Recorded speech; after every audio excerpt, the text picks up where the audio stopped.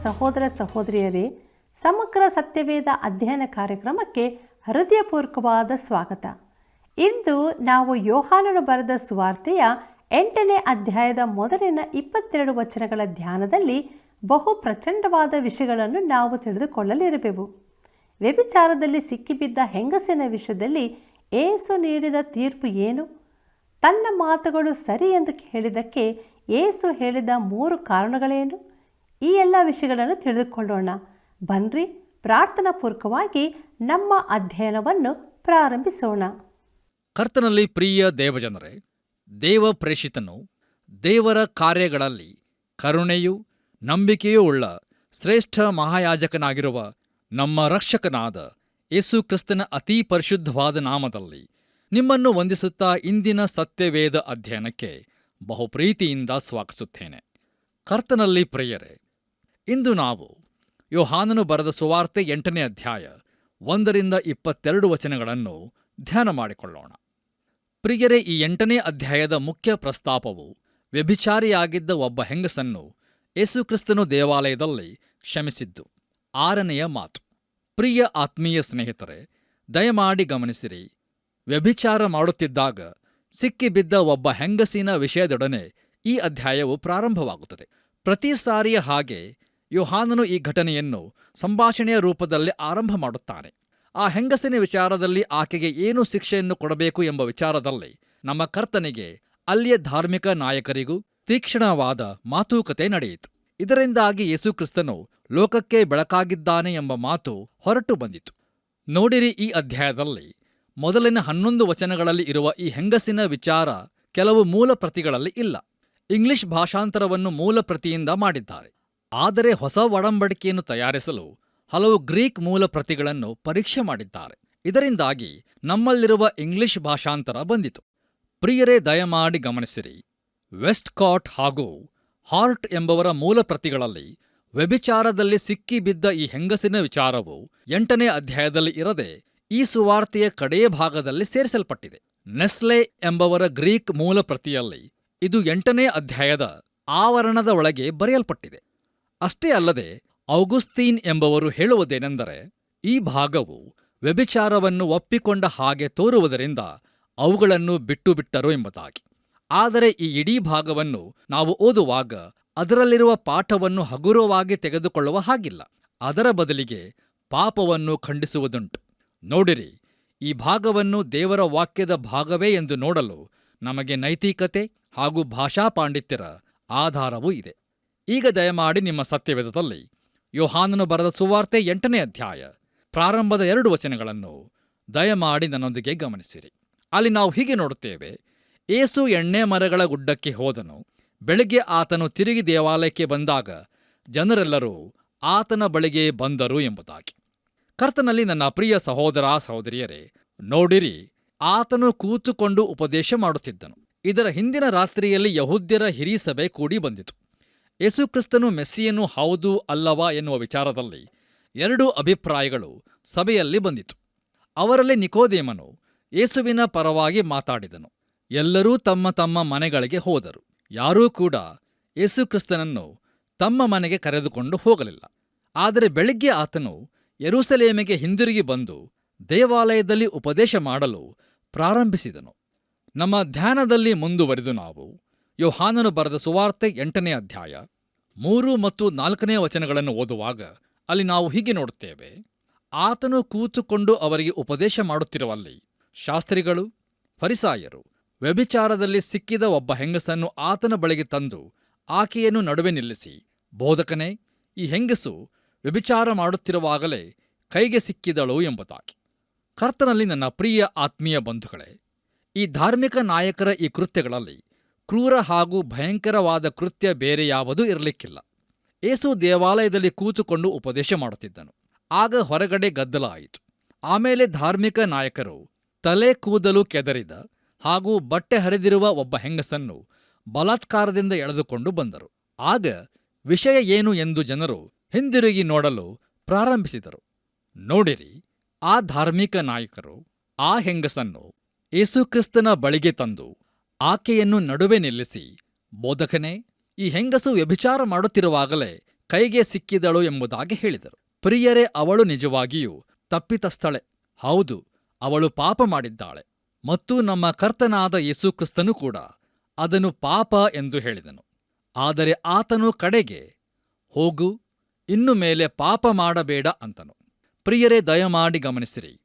ಆ ಧಾರ್ಮಿಕ ನಾಯಕರು ಧರ್ಮಶಾಸ್ತ್ರವನ್ನು ಚೆನ್ನಾಗಿ ತಿಳಿದಿದ್ದರು. ಇದನ್ನು ನಾವು ಯಾಜಕಕಾಂಡ ಪುಸ್ತಕ 20ನೇ ಅಧ್ಯಾಯ 10ನೇ ವಚನದಲ್ಲಿ ಹಾಗೂ ಧರ್ಮೋಪದೇಶ ಕಾಂಡ 22ನೇ ಅಧ್ಯಾಯ 22ನೇ ವಚನದಲ್ಲಿ ನಾವು ಗಮನಿಸುತ್ತೇವೆ. ಈ ವಾಕ್ಯ ಭಾಗಗಳನ್ನು ನೀವು ಓದಿಕೊಳ್ಳಬೇಕೆಂದು ನಿಮ್ಮನ್ನು ಪ್ರೀತಿಯಿಂದ ಕೇಳಿಕೊಳ್ಳುತ್ತೇನೆ. ಪ್ರಿಯರೇ, ದಯಮಾಡಿ ಗಮನಿಸಿರಿ. ಆದರೆ ಇಲ್ಲಿ ಗಂಡನು ಎಲ್ಲಿದ್ದಾನೆ? ಅವರು ಗಂಡಸನ್ನು ಎದುರಿಗೆ ತರದೇ ಇದ್ದದರಿಂದ ಧರ್ಮಶಾಸ್ತ್ರವನ್ನು ಪೂರ್ತಿಯಾಗಿ ಕೈಕೊಳ್ಳಲು ಅವರಿಗೆ ಮನಸ್ಸಿರಲಿಲ್ಲ. ಪ್ರಿಯರೇ, ಅವರ ಉದ್ದೇಶವು ಬೇರೆಯೇ ಆಗಿತ್ತು ಎಂಬುದಾಗಿ ಈ ವಾಕ್ಯ ಭಾಗದ ಮೂಲಕ ನಾವು ಕಂಡುಕೊಳ್ಳುತ್ತೇವೆ. ನಮ್ಮ ಧ್ಯಾನವನ್ನು ಮುಂದುವರಿಸಿ ನಾವು ಯೋಹಾನನು ಬರೆದ ಸುವಾರ್ತೆ 8ನೇ ಅಧ್ಯಾಯ 5 ಮತ್ತು 6ನೇ ವಚನಗಳನ್ನು ಓದುವಾಗ ಅಲ್ಲಿ ಹೀಗೆ ಬರೆದದೆ, ಇಂಥವರನ್ನು ಕಲ್ಲೆಸೆದು ಕೊಲ್ಲಬೇಕೆಂದು ಮೋಶೆಯು ಧರ್ಮಶಾಸ್ತ್ರದಲ್ಲಿ ನಮಗೆ ಅಪ್ಪಣೆ ಕೊಟ್ಟಿದ್ದಾನೆ. ಈಕೆಯ ವಿಷಯದಲ್ಲಿ ನೀನು ಏನು ಹೇಳುತ್ತೀ ಎಂದು ಆತನನ್ನು ಕೇಳಿದರು. ಆತನ ಮೇಲೆ ತಪ್ಪು ಹೊರಿಸುವುದಕ್ಕೆ ಏನಾದರೂ ಒಂದು ನಿಮಿತ್ತ ಬೇಕಾದದರಿಂದ ಈತನು ಏನನ್ನುತ್ತಾನೋ ನೋಡೋಣ ಎಂದು ಹಾಗೆ ಕೇಳಿದರು. ಆದರೆ ಯೇಸು ಬೊಗ್ಗಿಕೊಂಡು ಬೆರಳಿನಿಂದ ನೆಲದ ಮೇಲೆ ಬರೆಯುತ್ತಾ ಇದ್ದನು ಎಂಬುದಾಗಿ.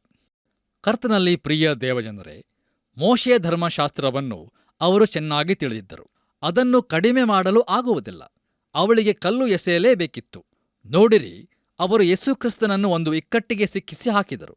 ಆತನು ಮೋಶೆಗೆ ವಿರೋಧವಾಗಿ ಮಾತಾಡುತ್ತಾನೋ ಇಲ್ಲವೇ ಬೇರೆ ಏನಾದರೂ ವಿವರಣೆ ಕೊಡುತ್ತಾನೋ ಎಂಬುದಾಗಿ ಹೀಗೆ ಆತನನ್ನು ಮಾತಿನಲ್ಲಿ ಸಿಕ್ಕಿಸಿ ಹಾಕಿ ಆಮೇಲೆ ಮುಂದಕ್ಕೆ ಆತನ ಮೇಲೆ ದೂರು ಹಾಕಲು ಇದನ್ನು ಮಾಡಿದರು. ನೋಡಿರಿ, ಆ ಹೆಂಗಸಿಗೆ ನಿಜವಾಗಿ ಕಲ್ಲು ಎಸೆಯುವ ಉದ್ದೇಶ ಅವರದು ಆಗಿರಲಿಲ್ಲ. ಆದರೆ ಯೇಸುಕ್ರಿಸ್ತನನ್ನು ಮಾತಿನಲ್ಲಿ ಸಿಕ್ಕಿಸಿ ಹಾಕುವುದೇ ಅವರ ಮುಖ್ಯ ಉದ್ದೇಶವಾಗಿತ್ತು. ಮತ್ತು ಇದು ನಮ್ಮ ಕರ್ತನಾದ ಯೇಸುಕ್ರಿಸ್ತನಿಗೆ ತಿಳಿದಿತ್ತು. ಹೌದು ಪ್ರಿಯರೇ, ಆತನು ಪ್ರತಿ ಮನುಷ್ಯರ ಆಂತರ್ಯವನ್ನು ತಿಳಿದವನಾದ ಕಾರಣ ಯಾವನೂ ಯಾವ ಮನುಷ್ಯರ ವಿಷಯದಲ್ಲಿಯೂ ಆತನಿಗೆ ಸಾಕ್ಷಿ ಕೊಡಬೇಕಾದ ಅವಶ್ಯವಿರಲಿಲ್ಲ. ಯೋಹಾನನು ಬರೆದ ಸುವಾರ್ತೆ 2ನೇ ಅಧ್ಯಾಯ 25ನೇ ವಚನದಲ್ಲಿ ನಾವು ಇದನ್ನು ನೋಡುತ್ತೇವೆ. ಪ್ರಿಯರೇ, ಈ ಸನ್ನಿವೇಶವು ತುಂಬಾ ಸುಂದರವಾಗಿತ್ತು. ಈಗ ತಪ್ಪು ಮಾಡಿದವಳನ್ನು ಯೇಸುಕ್ರಿಸ್ತನ ಎದುರುಗಡೆ ನಿಲ್ಲಿಸಿದ್ದಾರೆ. ನೋಡಿರಿ, ಆಕೆಯ ಮನಸ್ಸಿನ ಸ್ಥಿತಿಗಾಗಲಿ ಮತ್ತು ಆಕೆಗಾದ ಅವಮಾನಕ್ಕಾಗಲಿ ಜನರ ಗುಂಪು ಕನಿಕರ ತೋರಿಸಲಿಲ್ಲ. ಇದು ಆಕೆಗೆ ಇನ್ನೂ ಹೆಚ್ಚಿನ ಅವಮಾನವನ್ನು ತಂದಿತು. ಆದರೆ ಯೇಸುಕ್ರಿಸ್ತನು ಬೊಗ್ಗಿಕೊಂಡು ನೆಲದ ಮೇಲೆ ಬರೆಯುತ್ತಿದ್ದನು. ಆತನು ಅವಳನ್ನು ದೂಷಿಸುತ್ತಿದ್ದವರ ಜೊತೆಗೆ ಸೇರಿಕೊಳ್ಳಲಿಲ್ಲ ಮತ್ತು ಆಕೆಯ ಅವಮಾನ ಹೆಚ್ಚಾಗಲು ಆಕೆಯ ಕಡೆಗೆ ನೋಡಲೂ ಇಲ್ಲ. ಅವರ ಮಾತುಗಳು ತನಗೆ ಕೇಳಿಸಲಿಲ್ಲವೋ ಎಂಬಂತೆ ಆತನು ಬೊಗ್ಗಿಕೊಂಡು ನೆಲದ ಮೇಲೆ ಬರೆಯುತ್ತಾ ಇದ್ದನು. ಪ್ರಿಯರೇ, ಆತನು ಬರೆದಿರುವನು ಎಂಬುದರ ಕುರಿತಾಗಿ ನಮಗಿರುವ ದಾಖಲೆಯು ಇದು ಒಂದೇ ಆಗಿರುತ್ತದೆ. ಇದುವರೆಗೂ ಈ ಭೂಮಿಯ ಮೇಲೆ ಜೀವಿಸಿರುವ ಯಾವುದೇ ವ್ಯಕ್ತಿಯ ಪರವಾಗಿ ಅಥವಾ ಪ್ರತಿಯಾಗಿ ಅತಿ ಹೆಚ್ಚು ಬರೆಯಲ್ಪಟ್ಟಿರುವುದಾದರೆ ಅದು ಆತನ ಕುರಿತಾಗಿಯೇ ಇರುತ್ತದೆ. ಹೀಗಿರುವಾಗಲೂ ಪ್ರಿಯರೇ, ಸಭಾಮಂದಿರದ ನೆಲದ ಮೇಲಿನ ಉಸುಬಿನಲ್ಲಿ ಬರೆದಿರುವುದನ್ನು ಬಿಟ್ಟರೆ ಆತನು ಮತ್ತೇನನ್ನೂ ಬರೆದಿರುವುದಿಲ್ಲ. ನೋಡಿರಿ, ಆತನು ಬರೆದಂಥ ಆ ಏಕೈಕ ಸಂಗತಿಯು ಸ್ವಲ್ಪ ಹೊತ್ತಿನಲ್ಲಿಯೇ ಗಾಳಿಯಿಂದಲೋ ಅಥವಾ ಜನಸಮೂಹದವರು ನಡೆದಾಡುವುದರಿಂದಲೋ ಅಳಿಸಿ ಹಾಕಲ್ಪಟ್ಟಿತು. ನೋಡಿರಿ ಪ್ರಿಯರೇ, ಆತನು ಏನನ್ನು ಬರೆದನೋ ಅದು ನಮಗೆ ತಿಳಿದಿಲ್ಲ. ಆದರೆ ಯೆರೆಮೀಯನು ಬರೆದ ಪ್ರವಾದನಾ ಗ್ರಂಥ 17ನೇ ಅಧ್ಯಾಯ 13ನೇ ವಚನದಲ್ಲಿ ನಾವು ಹೀಗೆ ನೋಡುತ್ತೇವೆ, ಯೆಹೋವನೇ, ಇಸ್ರಾಯೇಲರ ನಿರೀಕ್ಷೆಯೇ, ನಿನ್ನನ್ನು ಬಿಟ್ಟು ಹೋಗುವವರು ಆಶಾಭಂಗಪಡುವರು. ಯೆಹೋವನಾದ ನಿನ್ನನ್ನು ತೊರೆದವರು ಜೀವಜಲದ ಬುಗ್ಗೆಯನ್ನು ತೊರೆದವರಾಗಿದ್ದಾರೆ. ಅವರ ಹೆಸರು ಧೂಳಿನಲ್ಲಿ ಬರೆಯಲ್ಪಡುವುದು ಎಂಬುದಾಗಿ. ಕರ್ತನಲ್ಲಿ ಪ್ರಿಯ ಸಹೋದರ ಸಹೋದರಿಯರೇ, ಇಲ್ಲಿ ಕರ್ತನನ್ನು ಬಿಟ್ಟವರು ಯಾರು? ಆ ಹೆಂಗಸ? ಹೌದು. ಧಾರ್ಮಿಕ ನಾಯಕರುಗಳ? ಅವರೂ ಹೌದು. ಅವರ ಹೆಸರುಗಳು ಭೂಮಿಯ ಧೂಳಿನ ಮೇಲೆ ಬರೆಯಲ್ಪಡಬೇಕು. ನೋಡಿರಿ, ನಮ್ಮ ಕರ್ತನಾದ ಯೇಸುಕ್ರಿಸ್ತನು ಇದನ್ನೇ ಬರೆಯುತ್ತಿದ್ದನು ಎಂದು ನಾನು ನೆನೆಸುತ್ತೇನೆ. ಅವರ ಹಿಂದಿನ ಪಾಪಗಳ ಪಟ್ಟಿಯನ್ನು ಒಟ್ಟಾಗಿ ಸೇರಿಸಿ ಆತನು ಬರೆಯುತ್ತಿದ್ದನು ಎಂದು ತೋರುತ್ತದೆ. ಕೀರ್ತನೆಗಳು 90ನೇ ಅಧ್ಯಾಯ 8ನೇ ವಚನದಲ್ಲಿ ನಾವು ಹೀಗೆ ನೋಡುತ್ತೇವೆ, ನಮ್ಮ ದ್ರೋಹಗಳನ್ನು ನಿನ್ನ ಮುಂದೆಯೂ ನಮ್ಮ ಗುಪ್ತ ಪಾಪಗಳನ್ನು ನಿನ್ನ ತೇಜೋದೃಷ್ಟಿಯಲ್ಲಿಯೂ ಇಟ್ಟುಕೊಂಡಿದ್ದೀ ಎಂಬುದಾಗಿ. ಕರ್ತನಲ್ಲಿ ಪ್ರಿಯರೇ, ದಯಮಾಡಿ ಗಮನಿಸಿರಿ, ಲೋಕದಲ್ಲಿರುವ ಎಲ್ಲ ಗುಪ್ತ ಪಾಪಗಳು ಪರಲೋಕದಲ್ಲಿ ಬಹಿರಂಗವಾಗಿ ತೋರಿಬರುತ್ತವೆ. ಆದ್ದರಿಂದ ಪ್ರಿಯರೇ, ಬಹಳ ಜಾಗ್ರತೆಯಿಂದ ಎಚ್ಚರಿಕೆಯಿಂದ ಜೀವಿಸೋಣ. ನಮ್ಮ ಧ್ಯಾನವನ್ನು ಮುಂದುವರಿಸಿ ನಾವು ಯೋಹಾನನು ಬರೆದ ಸುವಾರ್ತೆ 8ನೇ ಅಧ್ಯಾಯ 7ರಿಂದ 9 ವಚನಗಳನ್ನು ಓದುವಾಗ ಅಲ್ಲಿ ಹೀಗೆ ನೋಡುತ್ತೇವೆ, ಅವರು ಆತನನ್ನು ಬಿಡದೇ ಕೇಳುತ್ತಿರುವಾಗ ಆತನು ನೆಟ್ಟಗೆ ಕೂತುಕೊಂಡು ಅವರಿಗೆ, ನಿಮ್ಮಲ್ಲಿ ಪಾಪವಿಲ್ಲದವನು ಯಾರೋ ಅವನೇ ಮೊದಲು ಆಕೆಯ ಮೇಲೆ ಕಲ್ಲನ್ನು ಹಾಕಲಿ ಎಂದು ಹೇಳಿ ತಿರುಗಿ ಬೊಗ್ಗಿಕೊಂಡು ನೆಲದ ಮೇಲೆ ಬರೆಯುತ್ತಾ ಇದ್ದನು. ಆ ಮಾತನ್ನು ಕೇಳಿ ತಾವೇ ಪಾಪಿಗಳೆಂದು ಮನಸ್ಸಿನಲ್ಲೇ ತಿಳುಕೊಂಡು ಹಿರಿಯರು ಮೊದಲುಗೊಂಡು ಕಿರಿಯರವರೆಗೂ ಒಬ್ಬರ ಹಿಂದೊಬ್ಬರು ಹೊರಗೆ ಹೋದರು. ಯೇಸು ಒಬ್ಬನೇ ಉಳಿದನು ಮತ್ತು ನಡುವೆ ನಿಂತಿದ್ದ ಹೆಂಗಸು ಅಲ್ಲೇ ಇದ್ದಳು ಎಂಬುದಾಗಿ. ಕರ್ತನಲ್ಲಿ ಪ್ರಿಯ ಆತ್ಮೀಯ ಸ್ನೇಹಿತರೆ, ನ್ಯಾಯ ತೀರಿಸುವವರಿಗೆ ಇರಬೇಕಾದ ಯೋಗ್ಯತೆಯನ್ನು ಯೇಸು ಕ್ರಿಸ್ತನು ತಾನೇ ತಿಳಿಸಿದನು. ಇದು ನಮ್ಮೆಲ್ಲರಿಗೂ ತಿಳಿದಿರಬೇಕು. ನೋಡಿರಿ, ನಾವು ಯೋಗ್ಯರಾಗಿದ್ದರೆ ಮಾತ್ರ ಇನ್ನೊಬ್ಬರಿಗೆ ತೀರ್ಪು ಮಾಡಬಹುದು. ಆ ಯೋಗ್ಯತೆ ಏನೆಂದರೆ ಪಾಪವಿಲ್ಲದೆ ಇರುವಂಥದ್ದು. ಒಬ್ಬ ವಿಮರ್ಶಕರು ಹೀಗೆ ಬರೆದರು, ಹಿರಿಯರಿಗೆ ಹೆಚ್ಚು ತಿಳುವಳಿಕೆ ಇದ್ದದರಿಂದ ಅವರು ಮೊದಲು ಹೊರಟು ಹೋದರು. ಕಿರಿಯರು ತಮ್ಮ ಹೆಸರು ಅಲ್ಲಿ ತೋರಿ ಬರುವವರೆಗೆ ಅಲ್ಲಿಯೇ ನಿಂತರು. ಆದರೆ ತಮ್ಮ ಹೆಸರು ಅಲ್ಲಿ ಕಾಣಿಸಿದ ಕೂಡಲೇ ಅವರೂ ಸಹ ಹೊರಟು ಹೋದರು ಎಂಬುದಾಗಿ. ಹೀಗೆ ಆ ಹೆಂಗಸಿನ ಮೇಲೆ ಕಲ್ಲು ಎಸೆಯುವವರು ಯಾರೂ ಉಳಿಯಲಿಲ್ಲ.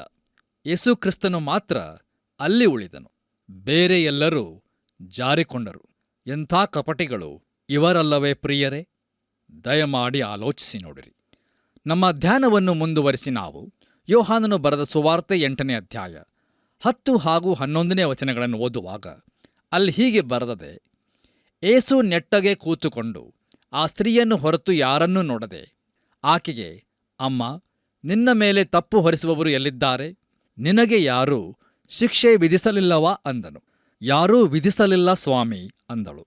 ಏಸು ಆಕೆಗೆ, ನಾನೂ ನಿನಗೆ ಶಿಕ್ಷೆ ವಿಧಿಸುವುದಿಲ್ಲ, ಹೋಗು, ಇನ್ನು ಮೇಲೆ ಪಾಪ ಮಾಡಬೇಡ ಎಂದು ಹೇಳಿದನು ಎಂಬುದಾಗಿ. ಕರ್ತನಲ್ಲಿ ನನ್ನ ಪ್ರಿಯ ಸಹೋದರ ಸಹೋದರಿಯರೇ, ಆ ಸ್ತ್ರೀಯು ತಪ್ಪಿತಸ್ಥಳು ಮತ್ತು ಮೋಶೆಯ ಧರ್ಮಶಾಸ್ತ್ರದ ಪ್ರಕಾರ ಅವಳಿಗೆ ಕಲ್ಲನ್ನು ಎಸೆದು ಕೊಲ್ಲಬೇಕಿತ್ತು. ಹಾಗಾದರೆ ಯೇಸು ಕ್ರಿಸ್ತನು ಮೋಶೆಯ ನಿಯಮವನ್ನು ಬೇರೆ ಮಾಡಿದನೋ? ಇಲ್ಲ ಪ್ರಿಯರೇ. ನೋಡಿರಿ, ಆತನು ತನ್ನ ಶಿಲುಬೆಯನ್ನು ಆಕೆಗೆ ಮತ್ತು ಆಕೆಯ ಪಾಪದ ಮಧ್ಯದಲ್ಲಿ ನಿಲ್ಲಿಸಿದನು. ನೋಡಿರಿ, ಆತನು ಕನ್ಯಾಸ್ತ್ರೀ ಮಗನೂ ಆಗಿದ್ದು ತನ್ನ ಜೀವಿತದಲ್ಲಿ ಯಾರಿಗೂ ಅರ್ಥವಾಗದಿದ್ದ ಆತನು ಆ ಸ್ತ್ರೀಯ ಪಾಪಗಳಿಗಾಗಿಯೂ ಸಹ ಪ್ರಾಯಶ್ಚಿತ್ತವನ್ನು ಕೊಡಲು ಸಿದ್ಧನಿದ್ದನು. ಲೋಕವನ್ನು ತೀರ್ಪು ಮಾಡಲು ಆತನು ಬರಲಿಲ್ಲ ಮತ್ತು ಆ ಸ್ತ್ರೀಯನ್ನೂ ಕೂಡ ಖಂಡಿಸಲು ಆತನು ಬರಲಿಲ್ಲ. ನೋಡಿರಿ, ಆತನು ಈ ಲೋಕಕ್ಕೆ ಒಬ್ಬ ರಕ್ಷಕನಾಗಿ ಬಂದನು. ಅನೇಕರು ಎಣಿಸಿಕೊಳ್ಳುವುದೇನೆಂದರೆ ತಾವು ಪಾಪ ಮಾಡಿದ್ದರಿಂದಾಗಿ ನಾಶನಕ್ಕೆ ಒಳಗಾಗಿದ್ದೇವೆ ಎಂಬುದಾಗಿ. ಕರ್ತನಲ್ಲಿ ಪ್ರಿಯರೇ, ದಯಮಾಡಿ ಗಮನವಿಟ್ಟು ಆಲಿಸಿರಿ. ಒಬ್ಬನು ಕೊಲೆ, ಸುಲಿಗೆ, ಸುಳ್ಳು, ಮೋಸ, ವ್ಯಭಿಚಾರ ಇಂಥವುಗಳನ್ನು ಮಾಡುವುದರಿಂದ ನಾಶವಾಗುವುದಿಲ್ಲ. ಆದರೆ ಒಬ್ಬನು ನಾಶನಕ್ಕೆ ಪಾತ್ರನಾಗಿರುವುದರಿಂದಲೇ ಇಂಥ ಪಾಪಗಳನ್ನು ಮಾಡುತ್ತಾನೆ. ಯೇಸು ಕ್ರಿಸ್ತನು ಪಾಪಗಳನ್ನು ಕ್ಷಮಿಸುವವನಾಗಿದ್ದಾನೆ ಮತ್ತು ಆತನು ರಕ್ಷಕನೂ ಸಹ ಆಗಿದ್ದಾನೆ. ನೋಡಿರಿ, ಆತನು ಇಡೀ ಲೋಕದ ಪಾಪಗಳಿಗಾಗಿ ಸತ್ತನು. ಹೌದು ಪ್ರಿಯರೇ, ಕರ್ತನಾದ ಯೇಸು ಕ್ರಿಸ್ತನ ಬಳಿಗೆ ಬರುವಂಥ ಪ್ರತಿಯೊಬ್ಬನಿಗೆ ಪಾಪಕ್ಷಮಾಪಣೆಯು ಸಿಗುತ್ತದೆ. ಆತನ ನಾಮಕ್ಕೆ ಸ್ತೋತ್ರವಾಗಲಿ. ಕರ್ತನಲ್ಲಿ ಪ್ರಿಯರೇ, ಒಂದು ಘಟನೆ ಅಥವಾ ಒಂದು ಅದ್ಭುತ ಕಾರ್ಯದ ನಂತರ ಯೇಸು ಕ್ರಿಸ್ತನು ಅದರ ವಿಚಾರದಲ್ಲಿ ಬೋಧನೆ ಮಾಡುತ್ತಾನೆ. ಇದು ಆತನ ಕ್ರಮ ಆಗಿತ್ತು. ನಮ್ಮ ಧ್ಯಾನವನ್ನು ಮುಂದುವರಿಸಿ ನಾವು ಯೋಹಾನನು ಬರೆದ ಸುವಾರ್ತೆ 8ನೇ ಅಧ್ಯಾಯ 12ನೇ ವಚನವನ್ನು ಓದುವಾಗ ಅಲ್ಲಿ ಹೀಗೆ ನೋಡುತ್ತೇವೆ, ಯೇಸು ತಿರುಗಿ ಅವರ ಸಂಗಡ ಮಾತನಾಡಲಾರಂಭಿಸಿ, ನಾನೇ ಲೋಕಕ್ಕೆ ಬೆಳಕು, ನನ್ನನ್ನು ಅನುಸರಿಸುವವನು ಕತ್ತಲೆಯಲ್ಲಿ ನಡೆಯದೆ ಜೀವ ಕೊಡುವ ಬೆಳಕನ್ನು ಹೊಂದಿದವನಾಗಿರುವನು ಎಂದು ಹೇಳಿದನು ಎಂಬುದಾಗಿ. ಕರ್ತನಲ್ಲಿ ಪ್ರೀತಿಯ ದೇವಜನರೇ, ನಾನು ಲೋಕಕ್ಕೆ ಬೆಳಕು ಆಗಿದ್ದೇನೆ ಎಂದು ಯೇಸು ಕ್ರಿಸ್ತನು ಹೇಳುವುದನ್ನು ಗಮನವಿಟ್ಟು ನೋಡಿರಿ. ನಾನೇ ಎಂದು ಹೇಳುವ ಶಬ್ದ ಮತ್ತೆ ಮತ್ತೆ ಬರುವುದನ್ನು ಗಮನಿಸಿರಿ. ಹಳೆ ಒಡಂಬಡಿಕೆಯಲ್ಲಿ ಯೆಹೋವನು ಎಂಬ ನಾನು ಸದಾ ಇರುವಾತನೇ ಎಂಬುದಾಗಿ ವಿಮೋಚನಕಾಂಡ ಪುಸ್ತಕ 3ನೇ ಅಧ್ಯಾಯ 14ನೇ ವಚನದಲ್ಲಿ ನಾವು ನೋಡುತ್ತೇವೆ. ಪ್ರಿಯರೇ, ನಿಜವಾಗಿ ಹೇಳಬೇಕಾದರೆ ನಮಗೆ ದೇವರ ವಿಷಯದಲ್ಲಿ ಸ್ವಲ್ಪ ಮಾತ್ರ ತಿಳಿದದೆ. ಆತನು ತಾನೇ ಸದಾ ಇರುವಾತನು, ಸರ್ವಜ್ಞಾನಿಯೂ ಸರ್ವತ್ರಾಣಿಯೂ ಆಗಿದ್ದಾನೆ. ಕರ್ತನಾದ ಯೇಸು ಕ್ರಿಸ್ತನು ಮನುಷ್ಯರ ಬಿಡುಗಡೆಗಾಗಿ ಈ ಲೋಕದ ಸಾಮಾನ್ಯ ಸಂಗತಿಗಳಾದ ರೊಟ್ಟಿ, ನೀರು ಮತ್ತು ಬೆಳಕು ಇದರ ಮೂಲಕ ಆತನು ತನ್ನನ್ನು ಪರಿಚಯ ಮಾಡಿಕೊಳ್ಳುತ್ತಾನೆ. ನೋಡಿರಿ, ಅದ್ವಿತೀಯವಾದದ್ದನ್ನು ತಿಳಿಸಲು ಆತನು ಸಾಮಾನ್ಯವಾದದ್ದನ್ನು ಉಪಯೋಗಿಸುತ್ತಾನೆ ಮತ್ತು ಆತ್ಮೀಕವಾದದ್ದನ್ನು ಭೌತಿಕವಾದವುಗಳ ಮೂಲಕ, ಇನ್ನು ಪರಲೋಕದವುಗಳನ್ನು ಈ ಲೋಕದ ಮೂಲಕ, ಅಷ್ಟೇ ಅಲ್ಲದೆ ಮಿತಿಯಿಲ್ಲದ್ದನ್ನು ಮಿತಿ ಇರುವುದರ ಮೂಲಕ ಹಾಗೂ ನಿತ್ಯವಾದದ್ದನ್ನು ತಾತ್ಕಾಲಿಕವಾದವುಗಳ ಮೂಲಕ ತಿಳಿಸುತ್ತಾನೆ. ಇದು ಎಷ್ಟು ಅದ್ಭುತವಾಗಿದೆಯಲ್ಲವೇ ಪ್ರಿಯರೇ? ದೇವರ ನಾಮಕ್ಕೆ ಸ್ತೋತ್ರವಾಗಲಿ. ಕರ್ತನಲ್ಲಿ ನನ್ನ ಪ್ರಿಯ ಸಹೋದರ ಸಹೋದರಿಯರೇ, ಯೇಸು ಕ್ರಿಸ್ತನು ತಾನೇ ನಾನೇ ಕೊಟ್ಟ ನೀರು ಮತ್ತು ನಾನೇ ಜೀವ ಎಂದು ಆತನು ಹೇಳುವಾಗ ದೇವರ ವಿಚಾರವನ್ನು ಪ್ರಕಟಪಡಿಸುತ್ತಾನೆ. ಆಗ ದೇವರು ಇರುವಾತನೇ ಮತ್ತು ಆತನು ನಮ್ಮ ಅಗತ್ಯತೆಗಳನ್ನೆಲ್ಲ ಪೂರೈಸುವಾತನೇ ಎಂದು ನಾವು ತಿಳಿಯುತ್ತೇವೆ. ಯೇಸು ಕ್ರಿಸ್ತನು ಅಂದದ್ದು ನಾನೇ ಜೀವದ ರೊಟ್ಟಿ. ಯೋಹಾನನು ಬರೆದ ಸುವಾರ್ತೆ 6ನೇ ಅಧ್ಯಾಯ 35ನೇ ವಚನ. ನಾನೇ ಲೋಕಕ್ಕೆ ಬೆಳಕು. ಯೋಹಾನನು ಬರೆದ ಸುವಾರ್ತೆ 8ನೇ ಅಧ್ಯಾಯ 12ನೇ ವಚನ. ನಾನೇ ಆ ಬಾಗಲು. ಯೋಹಾನನು ಬರೆದ ಸುವಾರ್ತೆ 10ನೇ ಅಧ್ಯಾಯ 9ನೇ ವಚನ. ನಾನೇ ಒಳ್ಳೆ ಕುರುಬನು. ಯೋಹಾನನು ಬರೆದ ಸುವಾರ್ತೆ 10ನೇ ಅಧ್ಯಾಯ 11ನೇ ವಚನ. ನಾನೇ ಪುನರುತ್ಥಾನವು ಜೀವವು. ಯೋಹಾನನು ಬರೆದ ಸುವಾರ್ತೆ 11ನೇ ಅಧ್ಯಾಯ 25ನೇ ವಚನ. ನಾನೇ ಮಾರ್ಗವು ಸತ್ಯವು ಜೀವವು. ಯೋಹಾನನು ಬರೆದ ಸುವಾರ್ತೆ 14ನೇ ಅಧ್ಯಾಯ 6ನೇ ವಚನ. ನಾನೇ ನಿಜವಾದ ದ್ರಾಕ್ಷೆ ಬಳ್ಳಿ, ನೀವು ಕೊಂಬೆಗಳು. ಯೋಹಾನನು ಬರೆದ ಸುವಾರ್ತೆ 15ನೇ ಅಧ್ಯಾಯ 5ನೇ ವಚನ. ಕರ್ತನಲ್ಲಿ ಪ್ರಿಯರೇ, ಇಲ್ಲಿ ಯೇಸು ಕ್ರಿಸ್ತನು ನಾನೇ ಲೋಕಕ್ಕೆ ಬೆಳಕು ಎಂದು ಹೇಳಿದ್ದಾನೆ. ವ್ಯಭಿಚಾರದ ಅಪರಾಧಿಯನ್ನು ಎಳೆದು ತಂದ ಫರಿಸಾಯರಿಗೂ ಶಾಸ್ತ್ರಿಗಳಿಗೂ ಅವರ ಪಾಪಗಳನ್ನು ತೋರಿಸಿಕೊಟ್ಟನು. ಯಾಕಂದರೆ ಅವರೂ ಕೂಡ ಅವಳಷ್ಟೇ ಪಾಪಿಗಳಾಗಿದ್ದರು. ಆದ್ದರಿಂದ ಅವರು ಅಲ್ಲಿಂದ ಹೊರಟು ಹೋದರು. ಪ್ರಿಯರೇ, ನಾವು ದೀಪವನ್ನು ಹೊತ್ತಿಸುವಾಗ ಕತ್ತಲೆಯಲ್ಲಿದ್ದ ಬಾವಲಿ, ಇಲಿ, ಜಿರಳೆ ಈ ಮುಂತಾದವುಗಳು ಮೂಲೆಗೆ ಸೇರುತ್ತವೆ. ಯಾಕಂದರೆ ಬೆಳಕು ಪಾಪವನ್ನು ಎತ್ತಿ ತೋರಿಸುತ್ತದೆ. ಆದ್ದರಿಂದಲೇ ಫರಿಸಾಯರು ಶಾಸ್ತ್ರಿಗಳು ಅಲ್ಲಿಂದ ಹೊರಟು ಹೋಗಬೇಕಾಯಿತು. ಕರ್ತನಲ್ಲಿ ನನ್ನ ಪ್ರಿಯ ಆತ್ಮೀಯ ಬಂಧುಗಳೇ, ಯೇಸು ಕ್ರಿಸ್ತನು ಯೋಹಾನನು ಬರೆದ ಸುವಾರ್ತೆಯಲ್ಲಿ ಸ್ಥಿರಪಡಿಸಿದ ಕೆಲವು ವಿಚಾರಗಳಲ್ಲಿ ನಾನೇ ಲೋಕಕ್ಕೆ ಬೆಳಕು ಎಂಬುದು ಎಲ್ಲದಕ್ಕಿಂತಲೂ ಶ್ರೇಷ್ಠವಾದದ್ದು. ನೋಡಿರಿ, ದೇವರ ಗುಣಲಕ್ಷಣಗಳಲ್ಲಿ ಒಂದು ಆತನು ಬೆಳಕು ಆಗಿದ್ದಾನೆ ಎಂಬುದು. ಹೌದು ಪ್ರಿಯರೇ, ಆತನು ತನ್ನ ಪರಿಶುದ್ಧತೆ ಮತ್ತು ನ್ಯಾಯಗಳಲ್ಲಿ ಪರಿಪೂರ್ಣವುಳ್ಳವನಾಗಿದ್ದಾನೆ. ಆತನ ನಾಮಕ್ಕೆ ಸ್ತೋತ್ರವಾಗಲಿ.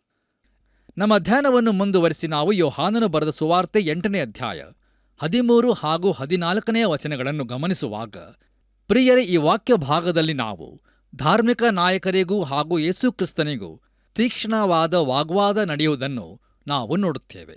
ದಯಮಾಡಿ ಈ ವಾಕ್ಯ ಭಾಗವನ್ನು ಕಾರ್ಯಕ್ರಮದ ನಂತರ ನೀವು ಓದಿಕೊಳ್ಳಬೇಕೆಂದು ನಿಮ್ಮನ್ನು ಪ್ರೀತಿಯಿಂದ ಕೇಳಿಕೊಳ್ಳುತ್ತೇನೆ. ನೋಡಿರಿ, ಯೇಸು ಕ್ರಿಸ್ತನು ನಾನೇ ಲೋಕಕ್ಕೆ ಬೆಳಕು ಎಂದು ಹೇಳಿದ್ದರಿಂದ ತನ್ನನ್ನು ತಾನೇ ಮಹಿಮೆಪಡಿಸುತ್ತಿದ್ದಾನೆ ಎಂದು ಅವರು ಆಕ್ಷೇಪಣೆ ಮಾಡಿದರು. ಆಗ ಯೇಸು ಕ್ರಿಸ್ತನು ತನ್ನ ಮಾತುಗಳು ಯಾತಕ್ಕೆ ಸರಿಯೆಂದು ಹೇಳುವುದಕ್ಕೆ 3 ಕಾರಣಗಳನ್ನು ಕೊಡುತ್ತಾನೆ. ಅದರಲ್ಲಿ ಮೊದಲನೆಯದು, ಆತನು ತಾನು ಎಲ್ಲಿಂದ ಬಂದಿದ್ದೇನೆ ಎಂದು ತಿಳಿದಿರುವನು. ಆದ ಕಾರಣ ತನ್ನನ್ನು ತಾನು ತಿಳಿದುಕೊಂಡಿದ್ದೇನೆ ಎಂದು ಹೇಳುತ್ತಾನೆ. ಆದರೆ ಈ ಲೋಕದ ಜನರು ತಾವು ಎಲ್ಲಿಂದ ಬಂದಿದ್ದೇವೆ ಎಂದು ಹೇಳಲಾರರು. ಯಾಕಂದರೆ 1000 ಗಟ್ಟಲೆ ವರ್ಷಗಳಿಗಿಂತ ಮೊದಲು ಏನು ನಡೆದಿದೆ ಎಂದು ತಿಳಿಸಲು ವಿಜ್ಞಾನಿಗಳು ಪ್ರಯತ್ನಪಡುತ್ತಾ ಇದ್ದಾರೆ. ಆದರೆ 100 ವರುಷದ ಹಿಂದೆ ಅವರು ಯಾರೂ ಇರಲಿಲ್ಲ. ಆದ್ದರಿಂದ ತಾವು ಎಲ್ಲಿಂದ ಬಂದಿದ್ದೇವೆ ಎಂದು ಅವರಿಗೆ ತಿಳಿಯದು. ಆದರೆ ಯೇಸು ಕ್ರಿಸ್ತನು ತಾನು ಎಲ್ಲಿಂದ ಬಂದಿದ್ದೇನೆಂದು ತಿಳಿದಿದ್ದೇನೆ ಅಂದನು. ನಮ್ಮ ಧ್ಯಾನದಲ್ಲಿ ಮುಂದುವರಿದು ನಾವು 15 ಹಾಗೂ 16ನೇ ವಚನಗಳನ್ನು ಓದುವಾಗ ಅಲ್ಲಿ ಹೀಗೆ ನೋಡುತ್ತೇವೆ. ನೀವು ಹೊರಗಿನ ತೋರಿಕೆಯ ಪ್ರಕಾರ ತೀರ್ಪು ಮಾಡುವವರು. ನಾನು ಯಾವನಿಗೂ ತೀರ್ಪು ಮಾಡುವುದಿಲ್ಲ. ತೀರ್ಪು ಮಾಡಿದರೂ ನನ್ನ ತೀರ್ಪು ಸರಿಯಾದದ್ದೇ. ಯಾಕಂದರೆ ನಾನು ಒಂಟಿಗನಲ್ಲ, ನಾನು ನನ್ನನ್ನು ಕಳುಹಿಸಿಕೊಟ್ಟ ತಂದೆಯೂ ಇಬ್ಬರೂ ಇದ್ದೇವೆ ಎಂಬುದಾಗಿ. ಕರ್ತನಲ್ಲಿ ಪ್ರಿಯರೇ, ಆತನ ಎರಡನೆಯ ಕಾರಣ ಏನೆಂದರೆ, ಆತನು ಯಾರನ್ನೂ ಹೊರಗಿನ ತೋರಿಕೆಯ ಪ್ರಕಾರ ತೀರ್ಪು ಮಾಡುವುದಿಲ್ಲ. ಆದರೆ ನಾವು ಮಾಡುವ ತೀರ್ಪು ಹೊರಗಿನ ತೋರಿಕೆಗೆ ಸರಿಯಾಗಿ ಇದೆ. ಯಾಕಂದರೆ ನಮಗೆ ಎಲ್ಲಾ ಸಂಗತಿಗಳು ತಿಳಿಯದೇ ಇರುವುದರಿಂದ ನಮ್ಮ ತೀರ್ಪಿಗೆ ಒಂದು ಮಿತಿಯಿದೆ. ವಿಕಾಸವಾದ ಇದಕ್ಕೆ ಒಂದು ಉದಾಹರಣೆಯಾಗಿದೆ. ನೋಡಿರಿ, ನಮ್ಮ ತೀರ್ಮಾನಗಳು ಸ್ವಲ್ಪ ಸ್ವಲ್ಪ ಮಾಹಿತಿಗಳ ಮೇಲೆ ಆಧಾರವಾಗಿರುವುದರಿಂದ ಅವು ಕೇವಲ ಊಹೆಯಾಗಿವೆ. ಮನುಷ್ಯನು ಒಂದ ಊಹೆಯನ್ನು ಸ್ವೀಕಾರ ಮಾಡಬೇಕು, ಇಲ್ಲವೇ ಪ್ರಕಟಣೆಯಾಗಿರುವುದನ್ನು ಒಪ್ಪಿಕೊಳ್ಳಬೇಕು. ದಯಮಾಡಿ ಆಲೋಚಿಸಿ ನೋಡಿರಿ. ಬನ್ನಿರಿ, ನಮ್ಮ ಧ್ಯಾನದಲ್ಲಿ ಮುಂದುವರೆದು ನಾವು ಯೋಹಾನನು ಬರೆದ ಸುವಾರ್ತೆ 8ನೇ ಅಧ್ಯಾಯ 17 ಹಾಗೂ 18ನೇ ವಚನಗಳನ್ನು ಓದುವಾಗ ಅಲ್ಲಿ ಹೀಗೆ ಬರೆದಿದೆ: ಇಬ್ಬರ ಸಾಕ್ಷಿ ನಿಜವಾಗುತ್ತದೆಂಬುದಾಗಿ ನಿಮ್ಮ ಧರ್ಮಶಾಸ್ತ್ರದಲ್ಲೇ ಬರೆದದೆ. ನನ್ನ ಕುರಿತು ನಾನು ಸಾಕ್ಷಿ ಹೇಳುವವನಾಗಿದ್ದೇನೆ. ಅದಲ್ಲದೆ ನನ್ನನ್ನು ಕಳುಹಿಸಿದ ತಂದೆಯು ನನ್ನ ವಿಷಯವಾಗಿ ಸಾಕ್ಷಿ ಹೇಳುತ್ತಾನೆ ಅಂದನು ಎಂಬುದಾಗಿ. ಕರ್ತನಲ್ಲಿ ಪ್ರಿಯ ದೇವಜನರೇ, ಇನ್ನು ಆತನ ಮೂರನೇ ಕಾರಣ, ತಂದೆಯಾದ ದೇವರು ಆತನ ವಿಚಾರದಲ್ಲಿ ಸಾಕ್ಷಿ ಹೇಳಿದ್ದು. ಅವರು ಪರಲೋಕದಿಂದ ಬಂದಿರುವ ದೇವರ ಸ್ವರವನ್ನು ಕೇಳಿರುವರು. ಮುಂದುವರಿದು ನಾವು 19ನೇ ವಚನವನ್ನು ಓದುವಾಗ ಅಲ್ಲಿ ಹೀಗೆ ನೋಡುತ್ತೇವೆ: ಅವರು ನಿನ್ನ ತಂದೆ ಎಲ್ಲಿದ್ದಾನೆ ಎಂದು ಕೇಳಲು ಯೇಸು, ನೀವು ನನ್ನನ್ನು ತಿಳಿದಿಲ್ಲ, ನನ್ನ ತಂದೆಯನ್ನೂ ತಿಳಿದಿಲ್ಲ. ನನ್ನನ್ನು ತಿಳಿದಿದ್ದರೆ ನನ್ನ ತಂದೆಯನ್ನೂ ತಿಳಿದಿರುವಿರಿ ಅಂದನು ಎಂಬುದಾಗಿ. ಕರ್ತನಲ್ಲಿ ನನ್ನ ಪ್ರಿಯ ಸಹೋದರ ಸಹೋದರಿಯರೇ, ಅವರು ಆತನ ಜನನದ ವಿಚಾರದಲ್ಲಿ ಮತ್ತೊಮ್ಮೆ ಪ್ರಶ್ನೆಯನ್ನು ಹಾಕುತ್ತಾರೆ. ನೋಡಿರಿ, ಯೇಸುಕ್ರಿಸ್ತನು ತನ್ನ ಪುನರುತ್ಥಾನದ ಬಳಿಕ ಮರಿಯಳೊಡನೆ, ನಾನು ನನ್ನ ತಂದೆಯು ನಿಮ್ಮ ತಂದೆಯು, ನನ್ನ ದೇವರು ನಿಮ್ಮ ದೇವರು ಆಗಿರುವಾತನ ಬಳಿಗೆ ಏರಿ ಹೋಗುತ್ತೇನೆ ಎಂಬುದಾಗಿ ಯೋಹಾನನು ಬರೆದ ಸುವಾರ್ತೆ 20ನೇ ಅಧ್ಯಾಯ 17ನೇ ವಚನದಲ್ಲಿ ಹೇಳಿರುವುದನ್ನು ನೆನಪು ಮಾಡಿಕೊಳ್ಳಿರಿ. ನೋಡಿರಿ, ಯೇಸುಕ್ರಿಸ್ತನಲ್ಲಿ ನಂಬಿಕೆಯನ್ನು ಇಡುವುದರ ಮೂಲಕ ನಾವು ದೇವರ ಮಕ್ಕಳಾಗುತ್ತೇವೆ. ಆದರೆ ಯೇಸುಕ್ರಿಸ್ತನು ತ್ರೈಕತ್ವದ ಸ್ಥಾನದಲ್ಲಿ ದೇವರ ಮಗನಾಗಿದ್ದಾನೆ. ಆತನು ಮಗನಾದ ದೇವರಾಗಿರುವುದರಿಂದ ತನ್ನ ಸ್ಥಾನದ ಕಾರಣದಿಂದಾಗಿ ದೇವರನ್ನು ಕರೆಯುವಾತನಾಗಿದ್ದಾನೆ. ಇದಕ್ಕೂ ವಂಶಾವಳಿ ಹಾಗೂ ಪುನರುತ್ಥಾನಕ್ಕೆ ಸಂಬಂಧ ಇಲ್ಲ. ಆದರೆ ತ್ರಯೇಕತ್ವದ ಆತನ ಸ್ಥಾನಕ್ಕೆ ಸಂಬಂಧವಿರುವುದಾಗಿದೆ. ನೀವು ನನ್ನನ್ನು ತಿಳಿದಿದ್ದರೆ ನನ್ನ ತಂದೆಯನ್ನು ತಿಳಿದಿರುವಿರಿ. ಹೌದು ಪ್ರಿಯರೇ, ನಿಜವಾದ ಸಂಬಂಧ ಇಲ್ಲಿದೆ. ಬೇರೆ ಯಾವ ನಡುವಿನ ದಾರಿ ಕೂಡ ಇಲ್ಲ. ನೋಡಿರಿ, ನಾವು ತಂದೆಯಾದ ದೇವರನ್ನು ತಿಳಿದುಕೊಳ್ಳಬೇಕಾದರೆ ನಾವು ಯೇಸುಕ್ರಿಸ್ತನ ಮೂಲಕವೇ ಬರಬೇಕು. ಯಾಕಂದರೆ ಬೇರೆ ಯಾವ ದಾರಿಯೂ ಇಲ್ಲ. ಬನ್ನಿರಿ ಪ್ರಿಯರೇ, ನಮ್ಮ ಇಂದಿನ ಧ್ಯಾನವನ್ನು ಮುಕ್ತಾಯಗೊಳಿಸುವ ಹಾಗೆ ಕೊನೆಯದಾಗಿ ನಾವು ಯೋಹಾನನು ಬರೆದ ಸುವಾರ್ತೆ 8ನೇ ಅಧ್ಯಾಯ 20ರಿಂದ 22 ವಚನಗಳನ್ನು ಓದುವಾಗ ಅಲ್ಲಿ ಹೀಗೆ ನೋಡುತ್ತೇವೆ: ಯೇಸು ದೇವಾಲಯದೊಳಗೆ ಕಾಣಿಕೆ ಪೆಟ್ಟಿಗೆಗಳು ಇರುವ ಅಂಗಳದಲ್ಲಿ ಉಪದೇಶ ಮಾಡುತ್ತಿರುವಾಗ ಈ ಮಾತುಗಳನ್ನು ಹೇಳಿದನು. ಆತನ ಕಾಲ ಇನ್ನೂ ಬಾರದೇ ಇದ್ದ ಕಾರಣ ಯಾರೂ ಆತನನ್ನು ಹಿಡಿಯಲಿಲ್ಲ. ಯೇಸು ತಿರುಗಿ ಅವರಿಗೆ, ನಾನು ಹೋಗುತ್ತೇನೆ, ನೀವು ನನ್ನನ್ನು ಹುಡುಕುವಿರಿ ಮತ್ತು ನಿಮ್ಮ ಪಾಪದಿಂದಲೇ ಸಾಯುವಿರಿ. ನಾನು ಹೋಗುವಲ್ಲಿಗೆ ನೀವು ಬರಲಾರಿರಿ ಅಂದನು.